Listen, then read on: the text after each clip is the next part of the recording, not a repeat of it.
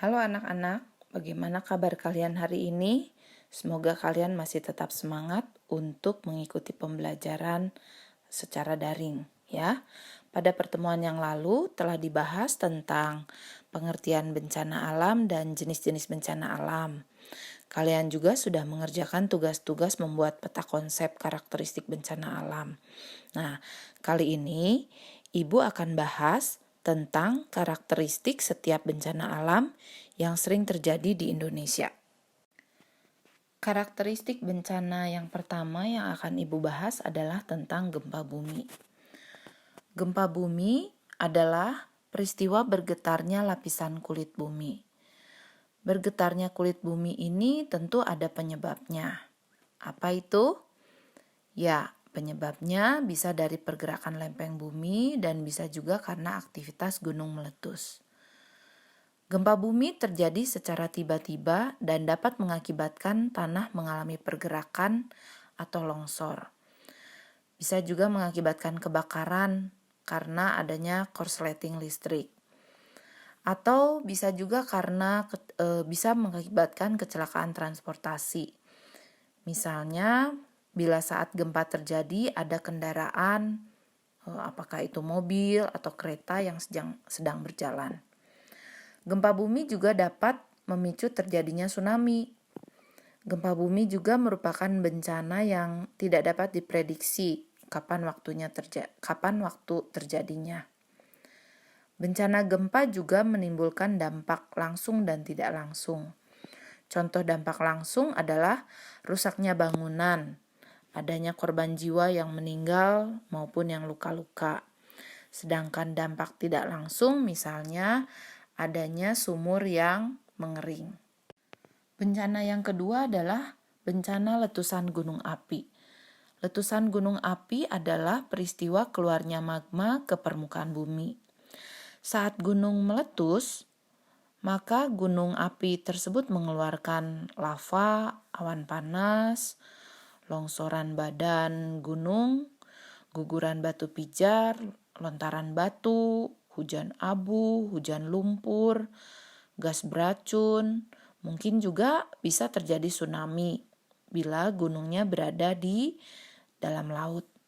Hal tersebut adalah bahaya langsung atau primer dari letusan gunung api. Sedangkan bahaya tidak langsung dari gunung api biasanya berupa lahar hujan atau biasanya kita mengenalnya istilahnya lahar dingin.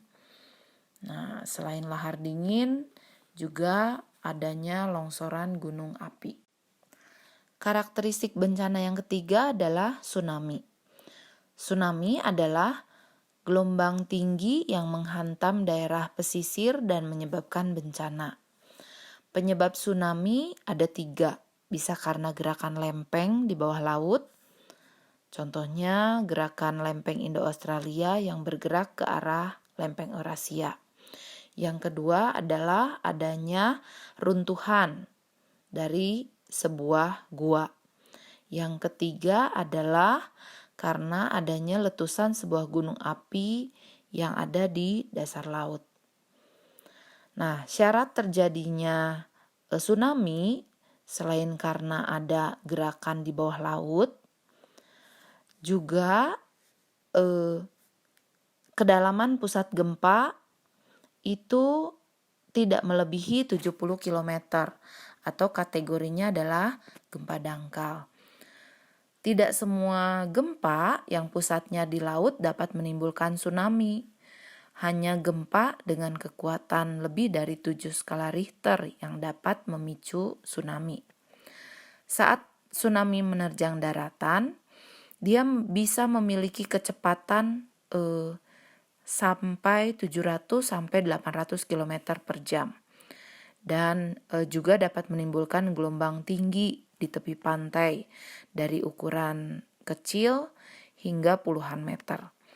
Hal itulah yang menyebabkan wilayah yang diterjang tsunami akan sangat jauh sampai ke tengah daratan. Karakteristik bencana yang lainnya adalah tentang banjir. Banjir adalah peristiwa terendamnya suatu daerah karena volume air yang meningkat. Penyebab banjir itu macam-macam, ya. Bisa karena curah hujan yang tinggi, bisa karena kemampuan tanah menahan air hujan, bisa juga karena pembangunan atau perubahan lingkungan, atau biasanya kita kenal dengan sebutan perubahan fungsi lahan. Bisa juga karena pembuangan sampah yang tidak pada tempatnya. Kemudian juga bisa karena saluran pembuangan yang tidak tertata dengan baik. Dan yang terakhir bisa karena kurangnya lahan terbuka hijau. Yang berikutnya adalah tentang kekeringan. Kekeringan adalah kondisi curah hujan yang kurang dari normal yang mengakibatkan cadangan air semakin berkurang, bahkan tidak ada. Penyebabnya itu ada 4, yaitu faktor meteorologi, faktor hidrologi, prasarana sumber daya air, dan sosial ekonomi. Nah, untuk faktor meteorologi, contohnya adalah pengaruh curah hujan yang sedikit dari biasanya itu mengakibatkan kekeringan yang panjang. Nah, curah hujan yang sedikit itu di Indonesia sangat dipengaruhi oleh pergerakan atau peristiwa El Nino. El Nino itu adalah memanasnya suhu muka air laut Samudra Pasifik bagian tengah sampai ke arah timur, sehingga timbul kelembaban yang sangat tinggi di Pasifik sebelah timur dan mengakibatkan uap air akan terkumpul dan turun sebagai hujan di wilayah Amerika seperti Peru dan Ekuador. Nah, El Nino ini terjadinya sekitar bulan Desember. Apa dampaknya bagi Indonesia? Nah, kondisi suhu dan kelembaban yang meningkat di timur Samudra Pasifik itu justru mengakibatkan wilayah barat Samudra Pasifik mengalami hambatan dalam pertumbuhan awan. Nah, inilah yang mengakibatkan beberapa wilayah di Indonesia itu mengalami penurunan curah hujan dan menimbulkan kekeringan. Nah, faktor hidrologi contohnya adalah karena adanya penggundulan hutan, sehingga resapan air ke dalam tanah itu berkurang. Artinya, debit air yang ada dalam sumber-sumber air juga menjadi berkurang. Yang berikutnya penyebabnya adalah prasarana sumber air yang ada misalnya mengalami kerusakan atau pendangkalan.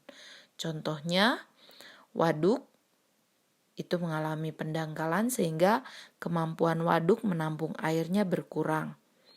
Atau saluran irigasi ada kerusakan atau kebocoran. Nah, faktor yang keempat, faktor sosial ekonomi adalah misalnya pelestarian sumber daya lahan yang pemanfaatannya kurang sesuai. Contohnya misalnya ada kebocoran pipa air minum. Itu contoh dari faktor sosial ekonomi. Bencana berikutnya yang sering terjadi di Indonesia adalah tanah longsor. Tanah longsor adalah gerakan tanah dan batuan yang terseret ke tempat rendah secara tiba-tiba. Penyebabnya bisa karena kondisi tanah dan batuan yang tidak stabil, kemudian dipicu hujan yang sangat deras. Tanah longsor juga bisa disebabkan oleh adanya gempa bumi. Dan tanah longsor bisa juga dikarenakan adanya kegiatan penambangan tanah, penambangan pasir, atau juga penambangan batu.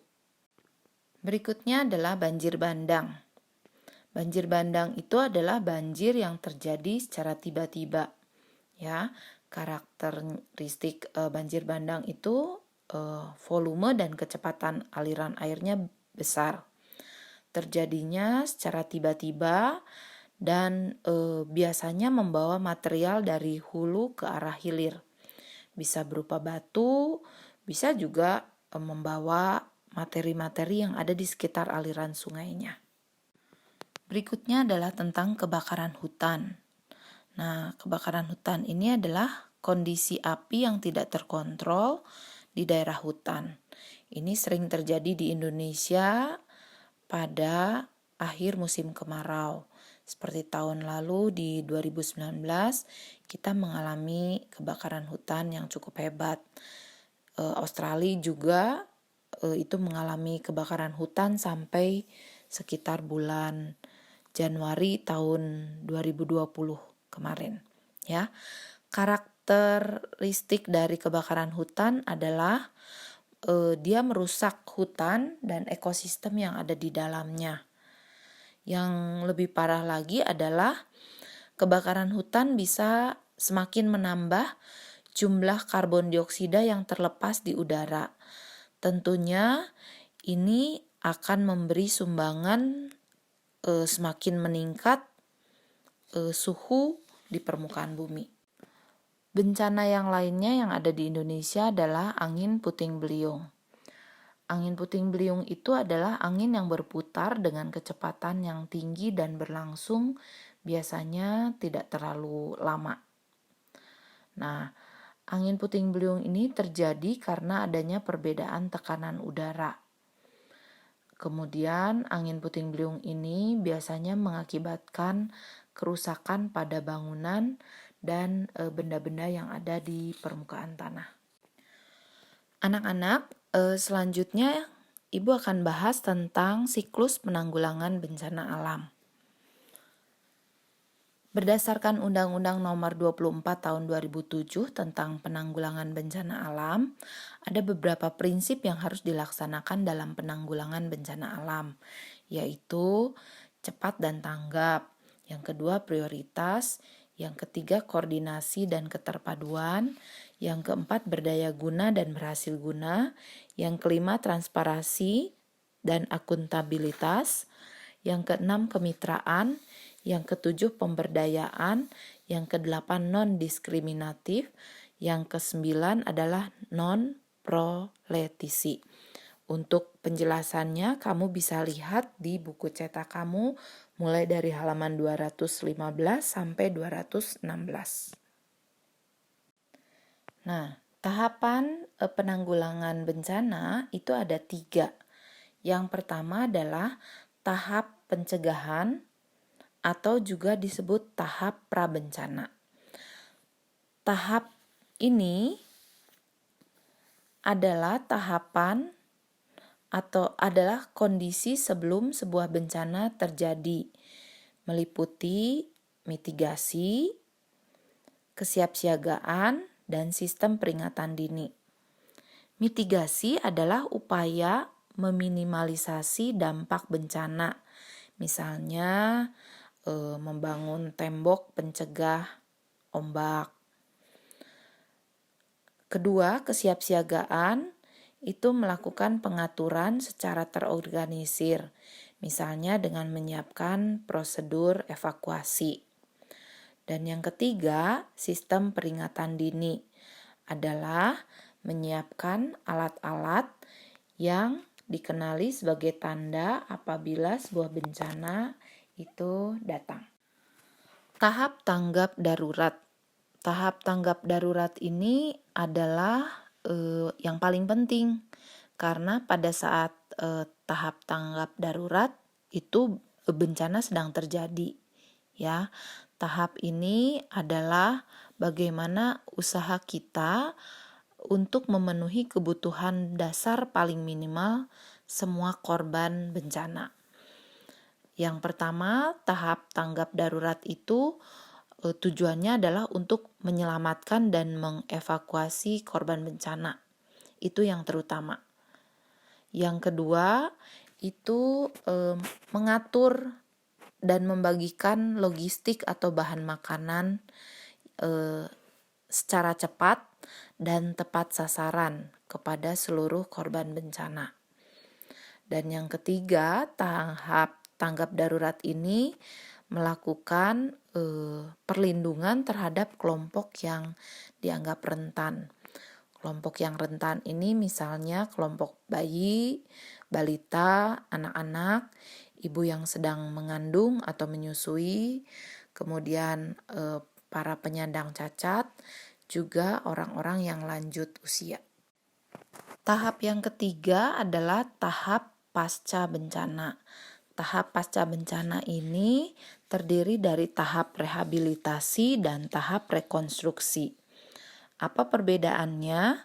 Nah, pada tahap rehabilitasi ini meliputi perbaikan sarana prasarana fisik dan non-fisik. Tapi tujuannya adalah untuk supaya pelayanan publik itu bisa segera berlangsung normal. Misalnya fasilitas sekolah, rumah sakit itu harus segera diperbaiki. Nah, itu adalah tahap rehabilitasi. Sedangkan tahap yang kedua pada pasca bencana itu adalah tahap rekonstruksi.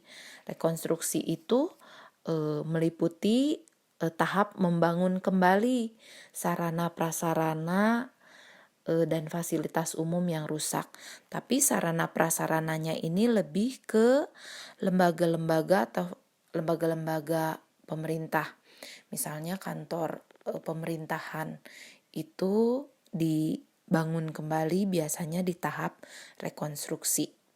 Jadi bedanya kalau rehabilitasi itu fasilitas-fasilitas yang memang harus langsung segera melayani kebutuhan masyarakat. Nah, kalau lembaga fasilitas kantor pemerintahan itu dianggap dia bisa kita bangun nanti setelah kondisinya lebih baik lagi. Baik anak-anak, sekian materi kali ini tentang karakteristik bencana alam yang terjadi di Indonesia dan siklus penanggulangan bencana alam. Nah, untuk kali ini Ibu akan sertakan juga tugas yang kalian bisa kerjakan. Selamat mengerjakan, tetap semangat, dan tetap jaga kesehatan. Tetap tinggal di rumah sampai waktunya kita akan bertemu lagi di sekolah.